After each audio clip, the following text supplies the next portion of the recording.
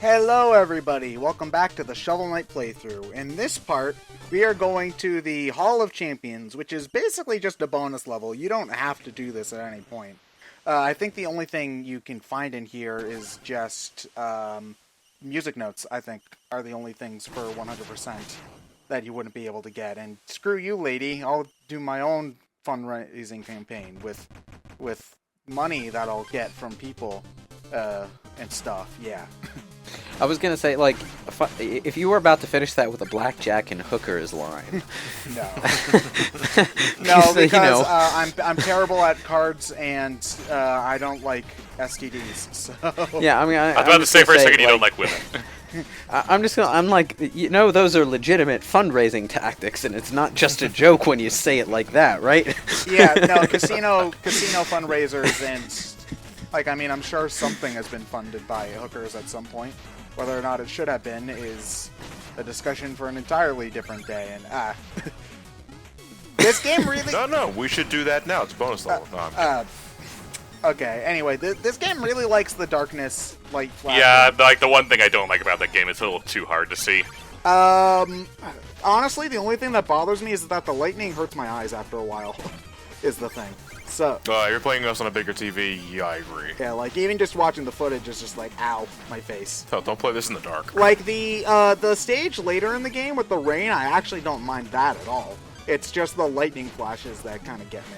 It gets a bit bright. Like, they could have made it look like the light was hitting the stage a little less directly, but yeah, they do just, I think, flash the black parts in the background for light. This is brighter than an actual lightning flash you might see through your window. Responding. Can this guy fall into a pit? Mega No, Man. I don't. I think he's too wide. Yeah. Mega Man. I hate respawning enemies. That's like my least favorite thing in Mega Man games. Even up to X, you'd move 3 steps to the left, and those little guys with the pickaxes are back, and there's 12 of them now, and I hate everything. What? So Ted, did you reach the tier to get your face in the game? I don't know. We'll see. Anyway, this stage is... Bullshit, you know already, Ted. Oh, well, you guys will see whether or not I did or did not. It's gonna be really fucking funny if the answer is no. What, do you think I just had thousands of dollars lying around for raising Kickstarter? Wow, you think really what was the incentive to get your face on this? $200. The Hall of $200. Yeah, $200. Well, did you? Which, well, okay, fine. I wanted to be coy and all that shit, but yes, I did get my face put in the game. I show it off later. So yeah, I'm in Shovel Knight, guys. I'm special. It was at that point I had. Oh my God. It's Ted Weeson from Shovel Knight. At that point, I had a different. I had another job on top of doing BrainScratch stuff, so I had more money to burn on this kind of shit. So nowadays, I'm lucky if I have enough money to just even like back a Kickstarter in the first place, let alone go for all those extra stuff. I think the last Kickstarter I funded for more money than I probably needed, for more money than just getting the game, was Shantae. The only Kickstarter I've ever funded is a Shroud of the Avatar, the Ultima Online successor. Apart from that, I give $5 to someone's Patreon. Mighty Number 9, Shantae Hatchini Hero, Bloodstain, Indivisible. I didn't have the money for Indivisible, unfortunately. I did do this. I did do Shantae, Mighty Number 9. That's like the only one I regret is Mighty Number 9. The most I ever spent on for a backing was Bloodstain. I put $60 into that. Yeah, because I'm sure that's the one you were the most excited about. You damn right. So yeah, that's me right there. I'm actually... Why do you have a mustache? No, I don't have a mustache. That's my face. I'm really excited about. Hey, Ted, what's wrong with your face? What's wrong with your face? I'm really excited about Bloodstained as well, but I was broke when that Kickstarter was actually active. So yeah. So when you reached the backer goal, did they like email you a picture of what you're gonna look like in the game? No. What you did was you emailed your picture into them, and then they... No, what I mean though is like after it was finished, that they show you a picture of what it looked like in game so that you know where to look. What they do is in the side rooms, like underneath, once the stage lights up again, underneath you'll see like a little braille-looking kind of symbol. Underneath that symbol corresponds to letters. And in one of the side rooms, they'll have an alphabet with all those symbols next to it, and you can do that to look for your initials. And those initials will show your name, basically. Oh, okay. So They'll have that now. People will be able to slightly, potentially guess your middle name. no, it's just your first and last initial. Oh, Yeah, that's lame. Yeah, see, like in this room right here, you can see like the A, B, C, D, E. It's a little bit easier to see when you're playing on the game and you don't have YouTube compression, obviously. Here I'm doing my Bubble Man strategy for trying to find the hidden floors. But anyway, yeah, so funnily enough, the first version of the game didn't actually have the Game Grumps picture in there, and so my picture got moved like a couple of centimeters to the right because they added the Game Grumps picture in next to it. So I feel Thanks. yeah. Game grumps, game chumps. Am I right? Fucking laugh. Yeah, laugh at Game Grumps and not us. Yeah. Wouldn't that mean Game Grumps is doing their job better, though? Define better. Well, They're I think- no, I they're thought we were laughing. supposed They're to laughing make at people them laugh. and not with them. well, Game Grumps though, didn't they do a lot of fucking advertising? I believe they did. I believe that the Game Grumps did have one of the first YouTube videos about the, because the game was shown off, I think, at like PAX 2013 or 2014 first, and they emailed Yacht Club and I think got a demo code for the game, and they did do one of the earliest videos on it. That is true. So Cool. Okay. yeah. So I'm just wondering, like, if there was a reason why their picture was added in later. I'm sure there was a number of reasons. Not that Probably as a thank you. not a. I don't know. There's probably a million reasons. I'm sure you could ask one of them, and they could. You're tell right. you. Someone was bribed. Oh, of course. Yes, YouTube drama. Please like, comment, and subscribe for ethical game journalism from BrainScratch comms. Butt scratch. Butt scratch Butt scratch comms. comms. Yes. Because if we ever stoop to that level, that's what we should call ourselves. Yeah. I'm already scratching my ass at the thought. Ooh. TMI, John. TMI. So this boss is actually, what you need to do is you need to like juggle the orbs in order to hit the boss, and it's like this is probably my least favorite boss in the game just because it can be hard to aim it. It also likes to float away from your range. Like here, It looks like it's really fiddly. yeah. I mean, granted, I do like the idea of trying to use the shovel as a shovel a little bit more, like actually trying to dig up stuff and like throw stuff into the air a little bit. Like, that's neat. It's just in execution it didn't work out as well as maybe in concept. But thankfully it's also a pretty short boss, because if you can get both of the orbs together, you still do double the damage on one hit. So you can shred his health pretty quickly. You say it's a pretty short boss, but I think this is the longest boss fight we've seen so far. No, that wasn't that bad. Some boss fights can take forever. You're also not as likely to die to that boss as some of the other ones, like especially Polar Knight, because Yeah, true enough. so it'll probably in total take you less time. Oh, thanks for the 50 gold, lady. Whatever. I'm gone now. But yeah, that She's right. I'm never backing another Kickstarter project ever again. Okay, Yako, I can read between the lines. yeah. So that level's completely optional. You don't have to go in there for anything, but it was a cool little side thing. I will say that that's one of the only levels that I think is just universally better in Plague of Shadows, though. I think I like Plague of Shadows, I think, more than most people do, but I will still say that I think that level's just straight up better in Plague of Shadows than So the original. this is the body swap Black Knight, right? Yes, it Yes. is. You can actually switch people in the middle of a playthrough. I think during the Oh, you live just stream. spontaneously change genders. Yeah, I think it will. Yeah, all I was gonna say is like this character design is so buried in shoulder armor that I can't tell. which to be fair was the point. I believe if you I think you can change genders at any time, but the effects of the swap will not go into effect until you enter the map screen, I believe. Which I mean makes sense because everything's already loaded. So yeah. So anyway, this is one of the harder choices is what stage to go for first in this third tier. I usually go Tinker Knight first out of the three. Tinker butt. Tinker butt, sorry. I usually tinker my butt first. Wait. Is that what you guys tend to do for the for your playthroughs, or no? No. You don't. Well, at this point, you really don't need the money, but. But but I feel so stupid. I thought you had just realized the horror of the question you had asked. Yeah, I was gonna say. I was like, I thought you were talking about do we tinkle our butts? Oh. Not so much. Phrasing. You can tinkle your butt on your own time, but which boss? But you asked. Okay, which boss do you fight first? Okay, there.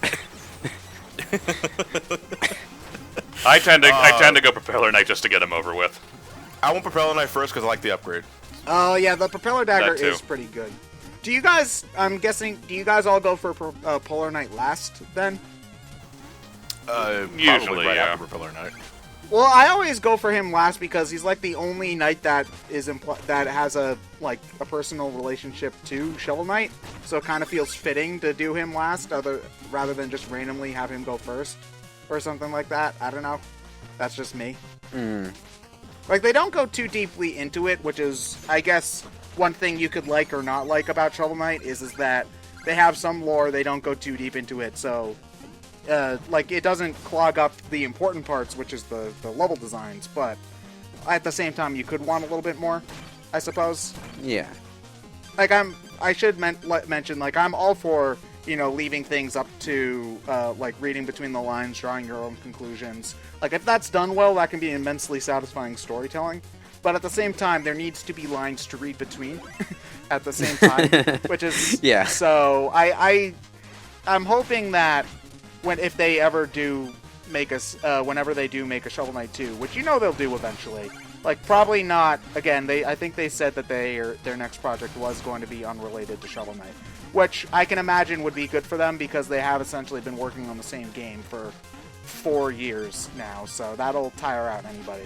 But I'm sure they'll make a Shovel Knight 2 because this game was so successful, and if they do, I don't know they'll probably make new knights, but I hope that the relationships for the old characters is also elaborated Okay, upon I'm just gonna say, those ghost enemies and ladders. Never do that again, Yacht Games, please. I believe that that's one of the only instances in this game that, Tinker Knight's stage is one of the only ones that has stuff like that, because Tinker Knight's stage is very vertical.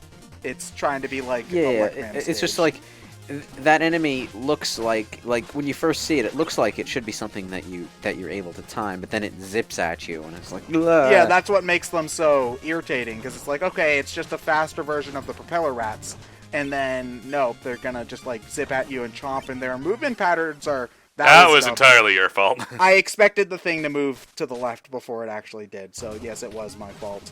I was caught up in other things, so... But, yeah, their movement patterns are really erratic, and they're one of my least favorite enemies in the game because of that. Also, they're just freaky looking. They have a name, I don't remember what it is. Okay, game. Whatever. If I remember correctly, if you do defeat that enemy, he doesn't spawn in that room when you exit, but I think I might have just, walked over him or something, so he didn't die the first time. Another interesting thing about this stage is that it's the only main level in the game with 3 music notes to find, as opposed to the standard 2, because Tinker Knight actually has 2 boss themes, so... Now, to be honest, there is one thing that I could do without in this game. And I know it's probably gonna irritate people that I say this, but I don't like the Mega Man style level scrolling. In certain areas, I'm not... Like, for example, there, with the, when you're just going up and down through that little pathway, it is a little bit irritating. But for the most part, it doesn't usually bother me because they don't chop up... There aren't a lot of small rooms in this. Well, yeah, the game's designed around it for the most part, but it's more like... It's that kind of thing that was there because of system limitations at the time. It was a way to make the levels bigger without taking too much system resources. But here it's just kind of a relic. Well, I will say it's at the very least we're past the days of Super Mario Bros. 2 USA, where no matter what you do, if you go up and down, the screen just jitters all over the place. So it is only specific sections. Away, my trusty steed! Oh, you're gone. Oops. Away! Nope. I don't use the rolling gear very much. It's not very useful. It does have a few specific points where it can be useful, but outside of those, there's not a lot to do with it, so I usually just kind of leave it be. Well, there is a cool Easter egg with it that I do show off later. No, you killing Tinker Knight in one hit. Yeah, but you ruined it, Ryan. Damn it. All I mean to say is that it's not really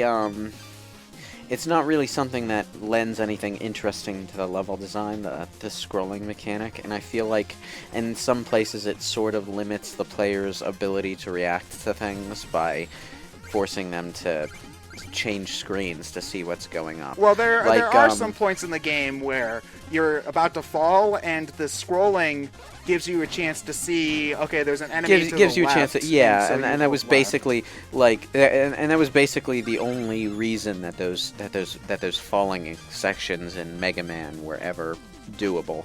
But I don't think we have those here. So there's like one or two instances I can remember where it's just like, okay, you have to hold left to shovel bounce off the specific thing. Really, for me, the part that I don't mind is because it signifies one challenge. Okay, that challenge is over, we're starting this challenge. I know, and you know, Oddworld had a similar thing going on, but when they remade the game, they took that out. They just made it a free-flowing sort of thing. And there's something to be said about the tension that was lost from the game when they made that change, but honestly, I still prefer it. It feels like the smooth progression through the level allows the gameplay to flourish. Oh, you got lucky there. Yep. Allows the gameplay to flourish more than the herky-jerky level scrolling. Well, again, it's it's an instance where they kept in a thing, but they didn't limit themselves to it, because again, a lot of games you couldn't have any smooth vertical scrolling at all. You had to have, especially with a lot of Mega Man stuff, you had to have that herky-jerk scroll every time you wanted to go up a stage. They don't keep that. There's some levels where they keep that because it goes with the challenge that they're trying to make there, but there are other levels where it's just like, okay, you don't need that, so we're going to just let you go up at your own leisure, and I think that's fine. I suppose. But this area here, there's this sort of platforming challenge down here, and you're not gonna die when you fall. You're just gonna scroll down, right? Yes, there's no Castlevania going on here. If you fall into these pits, I believe you die. Yes. Yeah. And that's... I get it. I think it but also at the same time, it keeps the camera more steady, too, because Shovel Knight likes precise jumps, is also the thing. And if you had a free-moving camera, especially for a vertical stage like Tinker Knight stage, and whenever you were jumping around, the camera would probably try to move with Shovel Knight. And it could make some of those precise jumps harder to make than they really needed to be, as well. I suppose. I don't know, maybe it's because I'm just so used to playing Sonic the Hedgehog, but that kind of thing doesn't really screw with my jumping precision at all.